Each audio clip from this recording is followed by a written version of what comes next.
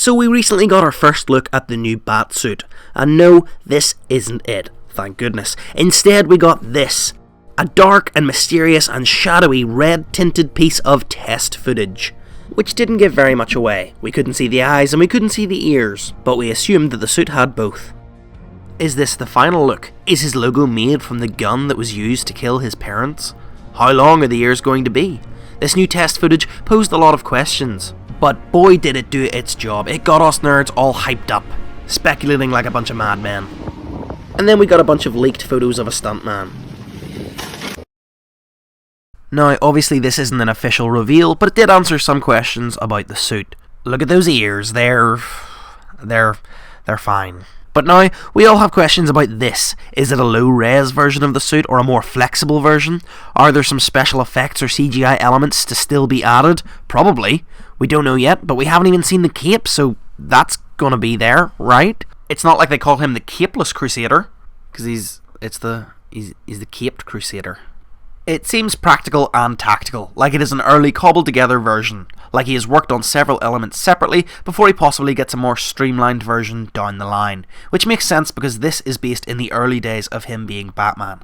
I look forward to seeing the final official version, however in the meantime I'm really digging this. One thing I would really like to see is the white eyes, finally emulating the comics for the main ongoing costume. I mean, we've seen it before in The Dark Knight briefly, and then in Batman v Superman 2, but I want it to seem more natural, like in the animated series. I'm hoping for something similar to what we've seen in the Deadpool movies. The stuntman's costume clearly has lenses over the eyes, and I'm not sure if that's going to be a permanent feature of it, or if that's just purely for this stuntman as he drives a motorcycle. Either way, I don't hate it, and it does give him an extra layer of protection. Now let's talk about the inspirations. There seem to be a few different looks from the comics that this new one is trying to emulate. The costume and the bike combo looks like it's straight out of 0 Year by Scott Snyder and Greg Capullo, but with added sleeves.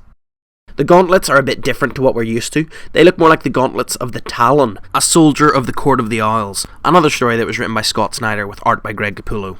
Those guys are super talented, and their Batman run kicked ass. It also seems that this new gauntlet has straps rather than the classic spikes. It's hard to tell from the limited photos, however it does seem that they're made of fabric rather than any sort of hard material. They still look similar, but it seems that they're not going to serve a similar purpose. Instead he seems to have darts strapped to his wrist. Now whether they will fire from the wrists or whether he'll put them into something else and shoot them with that, I don't really know, but they look pretty cool. On his left hand specifically, he seems to have some sort of digital watch, which I can only assume tells the time. And there's probably a lot more to it than that, probably a lot of complex shenanigans going on there, like a GPS device perhaps, or even a way to communicate with Alfred. The logo on his chest is the first logo in a while to not have the bat's head on it. Instead, this looks to be reminiscent of the original bat logo from Detective Comics issue 27.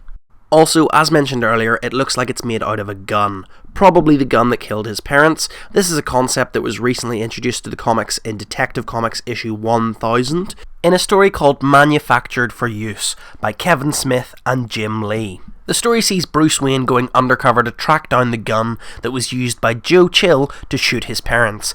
He has the gun melted down and then uses it as a reinforced armour plating behind the bat symbol. I can't really decide if it's deep and meaningful or if it's just a bit extra. But hey, who says you can't be both? The overall layered look of the armour looks very similar to the style of Lee Bermejo, especially from the book Batman Damned. And as we move up his chest we can see that he's got a collar around his neck, something we've never seen before in a live action adaptation. It looks quite similar to the one seen in Gotham by Gaslight, which is an alternative take on Batman set in Victorian England, but this collar is a bit more subtle. And there we have it, that's pretty much all we've seen of Robert Pattinson's Batsuit so far. As I've already mentioned, I'm pretty excited about it, but remember we also have to see Catwoman's costume, and apparently there's going to be a bunch of villains in this too, so I'm really excited to see which look they go for each of those characters. But now I want to know what you guys think, so please leave a comment below telling me whether or not you're excited about this new iteration of The Dark Knight. And what villains do you want to see show up as well? Remember we've already got the Penguin confirmed and the Riddler. If you've enjoyed this video, then please leave a like my Facebook page Batarang to the Butt, and even share this to educate your friends.